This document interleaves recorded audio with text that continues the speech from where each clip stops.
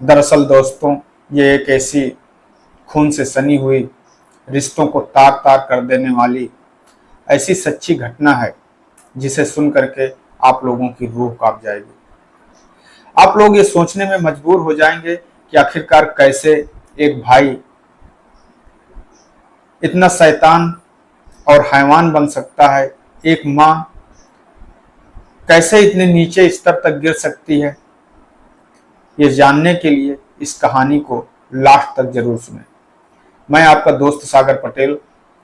आप लोगों से बस वही एक छोटी सी रिक्वेस्ट है कि अगर आप लोग मेरे इस चैनल पर नए आए हैं तो मेरे इस चैनल को सब्सक्राइब कर बेल आइकन को दबाना न भूलें। दरअसल दोस्तों, ये सच्ची घटना है। मध्य प्रदेश का एक शहर पड़ता है रीवा। कहानी के जितने भी नाम होंगे वो सारे बदले गए हैं, काल्पनिक हैं। कहानी बिल्कुल सच्ची है दोस्तों। जहां पर रमेश नाम के एक व्यक्ति रहा करते हैं, उनके परिवार में 5 लोग होते हैं, जिनमें रमेश पत्नी, उनकी 3 बेटियां, 1 बेटा। पिता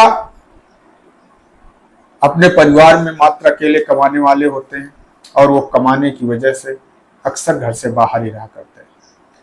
घर में बाकी पत्नी, उनकी बेटियां और वो बेटा घर में रहा करते हैं।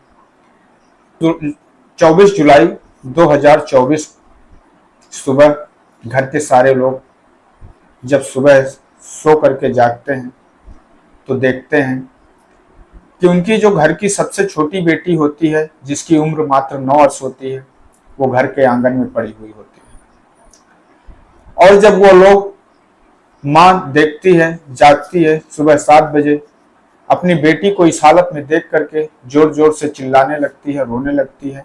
और उनकी रोने की आवाज को सुन करके मोहल्ले के सारे लोग धीरे धीरे इकट्ठा होने लगते हैं। और इकट्ठा होने के बाद सारे लोग ये जानने की कोशिश करते हैं कि आखिरकार हुआ क्या है, ये लोग इतना चिल्ला क्यों रहे हैं, रो क्यों रहे हैं। और जब वो देखते हैं कि जो उनकी छोटी बेटी होती है, जिसकी उम्र मात्र 9 वर्ष होती है, वो उसकी मृत हो चुकी है, तो वो लोग भी ये जानने की कोशिश करते हैं कि आखिरकार ऐसा कैसे हो गया। तब जो उस बेटी की माँ होती है, उसके द्वारा ये बताया जाता है कि उस बेटी को शायद किसी कीड़े ने काट लिया और जिसकी वजह से उसकी डेथ हो चुकी है।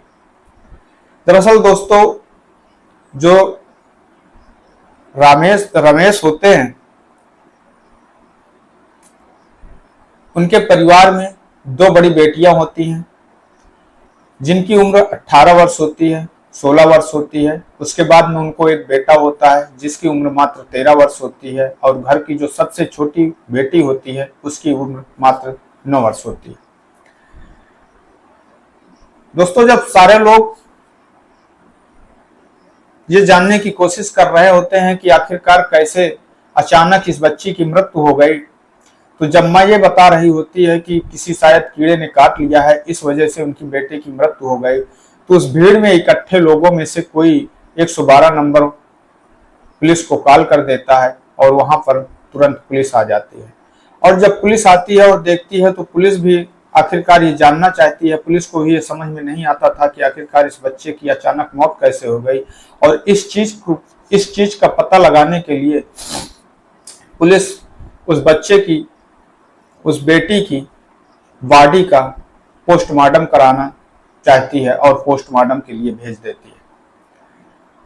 दोस्तों, जब पोस्टमार्टम रिपोर्ट आती है तो उसे देख करके लोग चौंक जाते हैं। उसे सुन करके लोग सोचने पर मजबूर हो जाते हैं, क्योंकि पोस्टमार्टम रिपोर्ट में यह आया था कि उस बेटी के साथ में रेप करने के लिए जबरदस्ती की गई और उसके बाद में उसका गला दबा करके उसकी हत्या कर दी गई।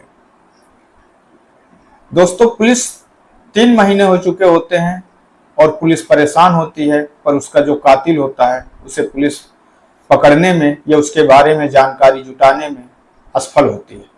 उसके बाद पुलिस फिर से शुरू से एक एक पॉइंट पर ध्यान देना चालू करती है और पुलिस एक एक छोटी छोटी बातों को लेकर के जब पुलिस फिर से रिसर्च चालू करती है और उस मामले में जब वो रमेश के घर कई बार जाती है, 2 से 3 बार जाती है, तो पुलिस एक चीज गौर करती है कि रमेश के घर में जो रमेश का बेटा होता है वो अक्सर करके मोबाइल पे ही बिजी रहता था। जब जब पुलिस जाती थी तब तब वो केवल मोबाइल ही देखता रहता था। पुलिस को यह शक होता है और पुलिस जो उसके बेटे का मोबाइल होता है उसको लेकर के जब चेक करती है और उसे देखती है तो उसमें कई ऐसी ब्लू फिल्में होती हैं, पोर्न फिल्में होती हैं जो 13 साल का बेटा अक्सर करके देखा करता था। और जब पुलिस इस बारे में उस लड़के से पूछताछ करती है और जानकारी जुटाती है तो जो लड़का बताता है, यह सुनकर के पुलिस भी हैरान हो जाती है कि आखिरकार कैसे एक माँ, कैसे भाई और कैसे बहन, सारे लोग मिल करके कैसे एक 9 वर्ष के मासूम के साथ ऐसा कर सकते हैं।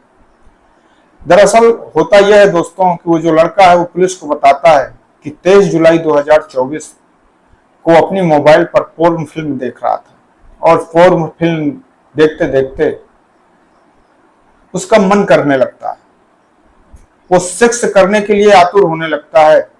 और वो रात में जब घर के सारे सदस्य सो चुके होते हैं तो वो जो उसकी सबसे छोटी बहन होती है जिसकी उम्र 9 वर्ष होती है, वो उस बेटी के पास में जाता है और उसके बिस्तर पे बगल में सो जाता है, लेट जाता है और लेटने के बाद उसके साथ में गंदी हरकत करने लगता है, उसके सलवार को खोलने लगता है। उसकी नींद खुल जाती है और जब उसकी नींद खुल जाती है तो एक बार चिल्लाने की कोशिश करती है और जब चिल्लाने की कोशिश करती है तो वो जो बेटा होता है, जो उसका भाई होता है, उसका गला दबा देता है और जब गला दबाता है तो कुछ क्षण के लिए उसकी सांसें रुक जाती है।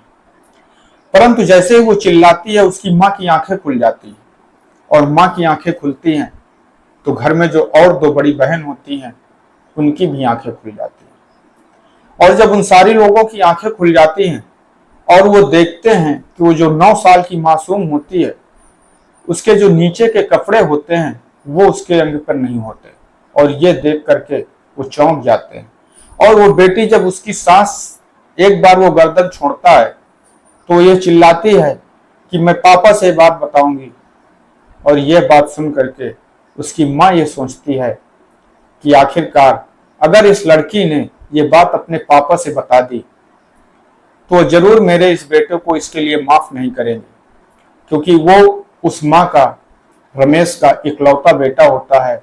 और माँ ये सोच करके अपने बेटे के पक्ष में चली जाती है और वो तुरंत अपने बेटे से बोलती है कि अब अगर आपने इसे मारा है, अब अगर इसे तूने मारा है तो अब मार ही दे, और नहीं तो ये बात ये जरूर अपने पिता से बताएगी।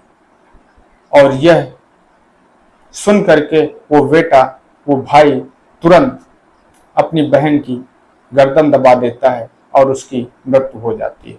मृत्यु होने के बाद में वो लोग उसकी डेड बॉडी को उठा करके घर के आंगन में लिटा देते हैं और घर के आंगन में लिटाने के बाद सुबह के 7 बजे वो माँ जोर जोर से चिल्ला चिल्ला करके ये चीखने लगती है कि आखिरकार मेरी बेटी को किसी कीड़े ने काट लिया है जिसकी वजह से मेरी बेटी की मौत हो गई है। दोस्तों, इस कहानी को सुनाने का उद्देश्य किसी को ठेस पहुंचाना नहीं है, बल्कि आप लोगों को सजग करना है, सतर्क करना है। बच्चों को इन सारी चीजों से दूर रखें, बच्चों के हाथ में जहां तक हो सके मोबाइल ना दें। मैं आपका दोस्त सागर पटेल इन्हीं शब्दों के साथ में आप लोगों से विदा लेता हूं। जय हिंद, जय भारत।